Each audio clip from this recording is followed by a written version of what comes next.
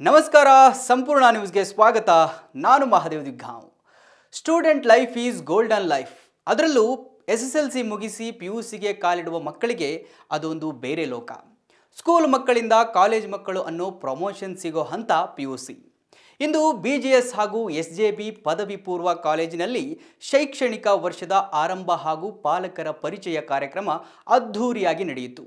BGS ಮತ್ತು SJB ಸಂಸ್ಥೆಯ MD Shri Shri Shri doctor Prakashanatha ಸ್ವಾಮೀಜಿಯವರು ದೀಪ ಬೆಳಗುವುದರ ಮೂಲಕ ಕಾರ್ಯಕ್ರಮಕ್ಕೆ ಚಾಲನೆ ನೀಡಿದ್ರು. ಆ ಸಂಭ್ರಮದ ಒಂದು ಸಣ್ಣ ಝಲಕಿ ಇಲ್ಲಿದೆ, ನೋಡ್ಕೊಂಬನ್ನಿ. BGS ಪದವಿ ಪೂರ್ವ ಸಂಸ್ಥೆಯಲ್ಲಿ ಅದ್ಧೂರಿ ಸಮಾರಂಭ. ಹೊಸ ವಿದ್ಯಾರ್ಥಿಗಳು ಹಾಗೂ ಪಾಲಕರನ್ನು ಪ್ರೀತಿಯಿಂದ ಬರಮಾಡಿಕೊಂಡ ಸಂಸ್ಥೆ. ಇಂದು BGS ಹಾಗೂ SJB ಕ್ಯಾಂಪಸ್ ತುಂಬಾ ಹಬ್ಬದ ವಾತಾವರಣದಿಂದ ಕಳೆಗಟ್ಟಿತ್ತು. ಹಳೆ ಬೇರು ಹೊಸ ಚಿಗುರು ಎಂಬಂತೆ ಹಳೆ ವಿದ್ಯಾರ್ಥಿಗಳು ತಮ್ಮ ಜೂನಿಯರ್ಸ್ಗಳನ್ನು ವೆಲ್ಕಮ್ ಮಾಡಲು ತುದಿಗಾಲಿನಲ್ಲಿ ನಿಂತಿದ್ರು. ಸ್ಟೇಜ್ ಉಸ್ತುವಾರಿ ಕಾರ್ಯಕ್ರಮದ ಜವಾಬ್ದಾರಿಯನ್ನು ಹಿರಿಯ ವಿದ್ಯಾರ್ಥಿಗಳು ಅಚ್ಚುಕಟ್ಟಾಗಿ ನಿಭಾಯಿಸಿದ್ರು. ಕಾಲೇಜು ಆವರಣವು ಸಾಂಸ್ಕೃತಿಕ ವಾತಾವರಣದಲ್ಲಿ ಮುಳುಗಿತ್ತು. ಇನ್ನು ಕಾರ್ಯಕ್ರಮಕ್ಕೆ ಬಂದಂತಹ ಅತಿಥಿಗಳಾದ ಬ್ರಹ್ಮಾಂಡ ಗುರುಜಿ, ನಾಗಲಕ್ಷ್ಮಿ ಚೌಧರಿ, ಪ್ರಕಾಶನಾಥ ಸ್ವಾಮೀಜಿ ಅವರನ್ನು ವೀರಗಾಸೆ ಡೊಳ್ಳು ಕುಣಿತದ ಮೆರವಣಿಗೆ ಮೂಲಕ ಸಭಾಂಗಣಕ್ಕೆ ಕರೆತರಲಾಯಿತು. ವೇದಿಕೆ ಕಾರ್ಯಕ್ರಮ ಆರಂಭಕ್ಕೂ ಮುನ್ನ ವಿದ್ಯಾರ್ಥಿಗಳಿಂದ ಶ್ರೀನಿವಾಸ ಕಲ್ಯಾಣ ಹಾಗೂ ಕಥಕ್ ನೃತ್ಯ ಪ್ರದರ್ಶನ ನಡೆಯಿತು. ಭರತನಾಟ್ಯ, ಜನಪದ ನೃತ್ಯ ಸೇರಿದಂತೆ ವಿವಿಧ ನೃತ್ಯ ಪ್ರಕಾರಗಳು ನೆರೆದವರ ಗಮನ ಸೆಳೆದವು.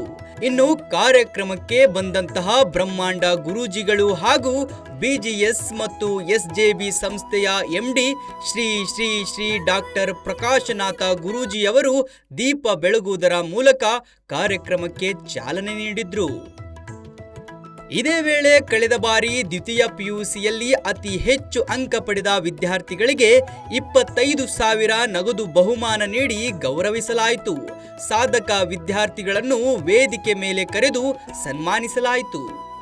ಇನ್ನು BGS ಹಾಗೂ SJB ಶಿಕ್ಷಣ ಸಂಸ್ಥೆಗಳ MD ಶ್ರೀ ಶ್ರೀ ಶ್ರೀ ಡಾಕ್ಟರ್ ಪ್ರಕಾಶನಾಥ ಗುರೂಜಿ ಮಾತನಾಡಿ, ವಿದ್ಯಾರ್ಥಿ ಜೀವನವು ಮಹತ್ವದ ಘಟ್ಟ ಎಂದು ಹೇಳಿದ್ರು. ಈ ಅವಧಿಯು ನಿಮ್ಮ ಬದುಕನ್ನು ನೀವೇ ಉತ್ತಮವಾಗಿ ರೂಪಿಸಿಕೊಳ್ಳಲು ಇರುವ ಸುವರ್ಣ ಕಾಲ. ಪೋಷಕರು ಗುರು ಹಿರಿಯರ ಮಾರ್ಗದರ್ಶನದಲ್ಲಿ ಸಾಗಬೇಕು.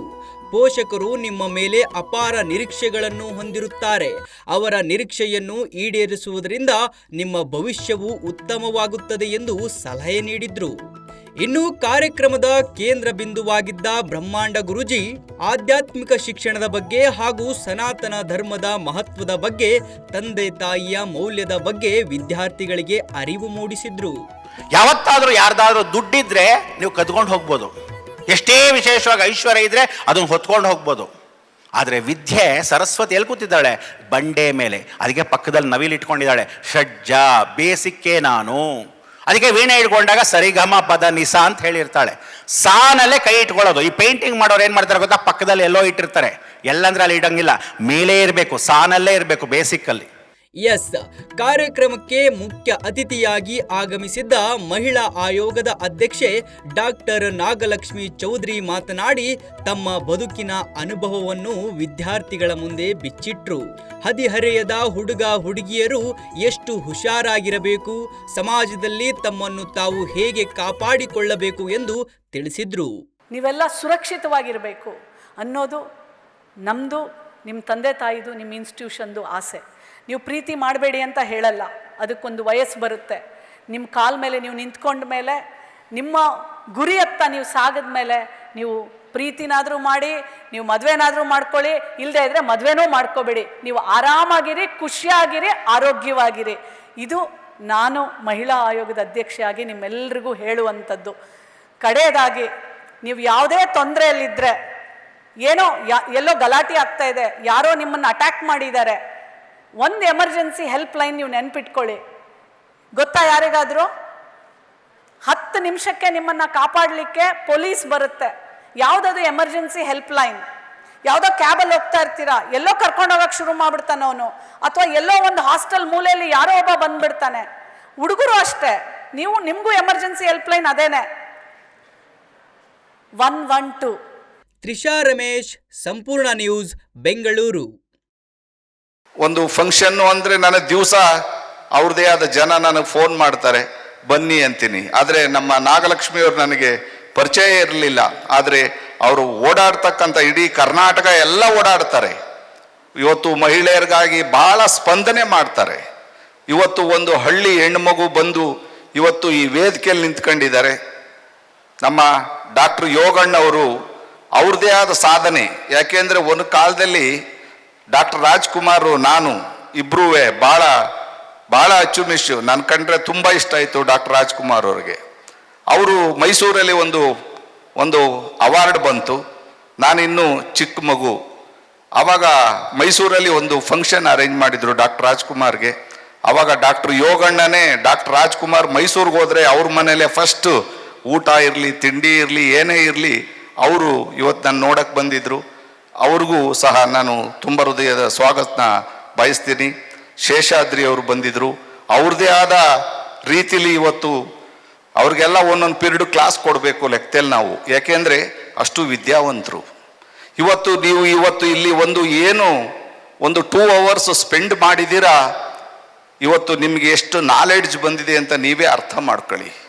ಇವತ್ತಿನ ಫೀಲ್ಡಲ್ಲಿ ಎಂತೆಂಥ ಜನ ಇದ್ದಾರೆ, ಅವ್ರದ್ದೇ ಆದ ಒಂದು ಕೆಲಸದಲ್ಲಿ ಯಾವ ರೀತಿ ತೊಡಗಿಕೊಂಡಿದ್ದಾರೆ, ಯಾವ ರೀತಿ ಅವರು ಮೇಲ್ ಬಂದಿದ್ದಾರೆ, ಇದನ್ನೆಲ್ಲ ನೋಡಿ ನಾವು ಕಲಿಬೇಕಾಗಿರೋದಷ್ಟೇ. ಮೊದಲನೇದಾಗಿ ನಮ್ಮ ಮನೆ ದೇವರು ಕಾಲಭೈರವ. ಓಕೆ, ಆಮೇಲೆ ನನ್ನ ತುಂಬ ಅಂದರೆ ಎಷ್ಟು ಮಟ್ಟಿಗೆ ಅಂದರೆ ಕೊನೆ last moment, you believe or not, ಎಲ್ಲರಿಗೂ ಗೊತ್ತಿದೆ ಅದು. ಕೊನೆಗೆ ನನ್ನನ್ನು ಮತ್ತು ನಮ್ಮ ಮಿಸಸ್ ರಕ್ಷಿತ್ ಅವ್ರನ್ನ ಕರೆದು ನನ್ನ ಪೂಜಾ ಗುರುಗಳಾದ ನನ್ನ ಶೇಖರ್ ಸ್ವಾಮಿಗಳು, ನಾವೆಲ್ಲ ಪ್ರಕಾಶನಾಥ ಸ್ವಾಮೀಜಿ ಅಂತೀರ ನೀವೆಲ್ಲ, ನನಗೆ ಪ್ರೀತಿಯಿಂದ ಶೇಖರ್ ಸ್ವಾಮೀಜಿ ಅಂತಲೇ ಕರೆಯೋದು. ನಾನು ಗುರುಗಳು ಕರೆದ್ರು, ಲಾಸ್ಟ್ ಗುರುಗಳು ಕರಿತೀಯಾರ ಬಂದರು ಅಂತ. ಲಾಸ್ಟ್ ಕೊನೆ ಅವರ ಉಸಿರು ನಾವು ಅವ್ರನ್ನ ನೋಡಿ ಮಾತಾಡಿಸಿ ಕೈ ಹಿಡಿದು ನಮ್ಗೆ ಆಶೀರ್ವಾದ ಮಾಡೋದಂಥ ಮಠ ಅಂತ ಸಂಸ್ಥೆ, ಅವ್ರು ಬೆಳೆಸಿದಂಥ ಒಂದು ದೊಡ್ಡ ಸಂಸ್ಥೆ. ಸೊ ತುಂಬ ಹೆಮ್ಮೆ ಅನಿಸುತ್ತೆ ನನಗೆ. ಯಾವಾಗಲೂ ಅಷ್ಟೇ, ನನಗೆ ಗುರುಗಳು ಶೇಖರ್ ಸ್ವಾಮಿಗಳು ಯಾವಾಗಲೂ ಫೋನ್ ಮಾಡಿ ಕರೆದ ತಕ್ಷಣ ಏನೇ ಒತ್ತಡ ಇದ್ದರೂ ಎಷ್ಟೇ ಕೆಲಸ ಇದ್ದರೂ ಬಿಟ್ಟು ಬರ್ತೀನಿ ಸ್ವಲ್ಪ. ಸರ್, ನಿಮ್ಮ ಮಠದ ಒಡನಾಟದ ಬಗ್ಗೆ ಹೇಳೋದಾದ್ರೆ? ಈ ಆಲ್ವೇಸ್ ಹೇಳಿದ್ನಲ್ಲ, ನನ್ನ ಮನೆ ದೇವರು ಅಂತೇನೆ. ಸೊ ಇದು ನನ್ನ ಮನೆ ದೇವರು. ಏನು ಇದಿದೆ ನನಗೆ, ಕಾಲಭೈರವನ ಟೆಂಪಲ್ ಆಗಲಿ, ಮತ್ತು ಶ್ರೀ ಶ್ರೀ ಬಾಲಗಂಗಾಧರ ಸ್ವಾಮಿಗಳಾಗಲಿ, ಆ್ಯಂಡ್ ದೆನ್ ನನ್ನ ಶೇಖರ ಸ್ವಾಮಿಗಳಾಗಲಿ ಎಲ್ಲ ತುಂಬ ಹತ್ರ ನನಗೆ, ತುಂಬ ನನ್ನ ಫ್ಯಾಮಿಲಿ ನನಗೆ ಅವರು ತುಂಬ. ಸರ್, ಈ ಮಠ ನಾವು ನೋಡಿದ ಮಟ್ಟಿಗೆ ಇಲ್ಲಿ ಯಾರಿಗೂ ಭೇದ ಭಾವ ಇಲ್ಲ. ರಾಜಕೀಯದವ್ರು ಬಂದರೂ ಅಷ್ಟೇ ಪ್ರೀತಿಯಿಂದ ಆಹ್ವಾನ ಮಾಡುತ್ತೆ, ಸಿನಿಮಾದವರು ಬಂದ್ರೂ ಅಷ್ಟೇ ಪ್ರೀತಿಯಿಂದ ಆಹ್ವಾನ ಮಾಡುತ್ತೆ. ಸರ್, ಅದು ಹೇಗೆ ಅನಿಸುತ್ತೆ? ಎಲ್ಲರೂ ಒಂದೇ ರೀತಿಲಿ ಕಾಣುತ್ತೆ ಮಠ ಅನ್ನೋದು. ಮಠ ಅನ್ನೋದು ಅದಕ್ಕೆ. ಸೊ ಯಾವ ಜಾತಿ ಭೇದ ಭಾವ ಯಾರ್ದು ಇರಬಾರ್ದು. ಆಮೇಲೆ ಜಾತಿ ಭೇದ ಭಾವಗಳಿದ್ದಾಗ ಅದಕ್ಕೆ ಯಾಕೆ ಅದೊಂದು ಕಮರ್ಷಿಯಲ್ ಇದಾಗ್ಬಿಡುತ್ತೆ. ಇಲ್ಲಿ ಕಮರ್ಷಿಯಲ್ ಇದೇ ಇಲ್ಲ ಇಲ್ಲಿ ನಿಮಗೆ. ನಾನು ಆವಾಗಲೇ ಕೇಳ್ಪಟ್ಟೆ. ಸೊ ಎಷ್ಟು ನೀಟಾಗೆ ನಮ್ಮ ಮಠದಲ್ಲಿ, ಅಂದರೆ BJS ಮಠ ಅನ್ನೋದೇನಿದೆ ದೊಡ್ಡ ಈ ಸಂಸ್ಥೆಯಲ್ಲಿ, ಪ್ರತಿ ಹೆಣ್ಮಕ್ಳಾಗಲಿ ಪ್ರತಿ ಹುಡುಗರಿಗಾಗಲಿ ಎಲ್ಲರಿಗೂ ಒಂದು ಸೆಕ್ಯೂರ್ ಇದಿದೆ, ತುಂಬ ಅದ್ಭುತವಾದ ಸೆಕ್ಯೂರ್ ಇದೆ. ಸೊ ಅದರಿಂದ ನಿಮಗೆ ಇಲ್ಲಿ ಯಾವುದೇ ಜಾತಿ ಆಗಲಿ, ಯಾವುದೇ ಬೇರೆ ಮುಸ್ಲಿಮ್ ಆಗಲಿ, ಹಿಂದೂ ಆಗಲಿ, ಕ್ರೈಸ್ಟ್ ಆಗಲಿ, ಎನಿ ಥಿಂಗ್ಸ್, ಇದು ನಮ್ಮದು ಗೌಡ್ರ ಮಠ. ಹೇಳ್ಕೊಳಕ್ಕೆ ನಮ್ಮ ಗೌಡ್ರ ಮಠ ಅಂತ ಹೇಳ್ಬೋದು ನಾವು, ಹೇಳ್ಕೊಳಕ್ಕೆ ಹೆಮ್ಮೆಯಿಂದ. ಬಟ್ ನಮ್ಮಲ್ಲಿ ಯಾವುದೇ ಜಾತಿ ಭೇದ ಭಾವ ಇಲ್ಲ. ಸೊ ಈ BJS ಮಠದಲ್ಲಿ. ಸೊ ಅದೊಂದು ಹೆಮ್ಮೆ ಅಲ್ವಾ ವಿಷಯ. ಸರ್, ಇಲ್ಲಿಗೆ ಬರೋಕೆ ಎಜುಕೇಷನಿಗೆ ಬರೋವಂಥ ಮಕ್ಕಳಿಗೆ ಹಾಗೆ ಪೇರೆಂಟ್ಸಿಗೆ ಏನು ಹೇಳಕ್ಕೆ ಸೊ ನೈಸ್. ಈ BJS ಅಲ್ಲಿ ಓದಿಸೋ ಪ್ರತಿಯೊಬ್ಬ ಹುಡುಗರು ಸ್ಟೂಡೆಂಟ್ಸ್ ಆಗಲಿ, ಅವ್ರ ಅಪ್ಪ ಅಮ್ಮದಿರು ಇಲ್ಲಿ ಕರ್ಕೊಂಬಂದು ಸೇರಿಸೋದಾಗಲಿ, ತುಂಬ ಒಳ್ಳೆ ವಿದ್ಯಾವಂತರು. ಅಂದರೆ ಇವತ್ತಿನವರೆಗೂ BJS ಅಲ್ಲಿ ಓದು ದೊಡ್ಡ ಕಮಿಷನರ್ಸ್ಗಳಾಗಿದ್ದಾರೆ, IAS ಆಫೀಸರ್ ಆಗಿದ್ದಾರೆ, ಪೊಲಿಟಿಷಿಯನ್ಸ್ ಆಗಿದ್ದಾರೆ, ಮಿನಿಸ್ಟರ್ಸ್ಗಳಾಗಿದ್ದಾರೆ, ಸೊ ನಟರುಗಳಾಗಿದ್ದಾರೆ, ರೈಟ್ರುಗಳಾಗಿದ್ದಾರೆ. ಸೊ ಇಂಥ ದೊಡ್ಡ ಮಹನೀಯರು ಓದಂಥ ಇದರಲ್ಲಿ ಬಂದಿರೋದು ಅವ್ರಿಗೊಂದು ಸ್ಫೂರ್ತಿ ಪ್ರತಿಯೊಂದು.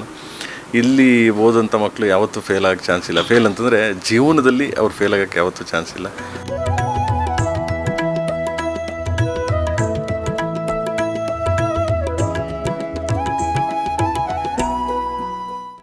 ಒಟ್ಟಿನಲ್ಲಿ BGS ಹಾಗೂ SJB ಕಾಲೇಜಿನ ಪೇರೆಂಟ್ಸ್ ಇಂಡಕ್ಷನ್ ಪ್ರೋಗ್ರಾಂ ಹೊಸ ವಿದ್ಯಾರ್ಥಿಗಳು ಹಾಗೂ ಪಾಲಕರಿಗೆ ಹೊಸ ಹರುಷ ತುಂಬಿತ್ತು. ಹಳೆ ವಿದ್ಯಾರ್ಥಿಗಳ ಪ್ರೀತಿಯ ಸ್ವಾಗತ, ಗಣ್ಯರ ಮಾರ್ಗದರ್ಶನ, ಸಾಂಸ್ಕೃತಿಕ ಕಾರ್ಯಕ್ರಮಗಳಿಂದ ಇಡೀ ದಿನ ಕ್ಯಾಂಪಸ್ ಸಂಭ್ರಮದಿಂದ ಕಂಗೊಳಿಸುತ್ತಿತ್ತು. ಸಂಪೂರ್ಣ ನ್ಯೂಸ್, ಇದು ನೊಂದವರ ಧ್ವನಿ.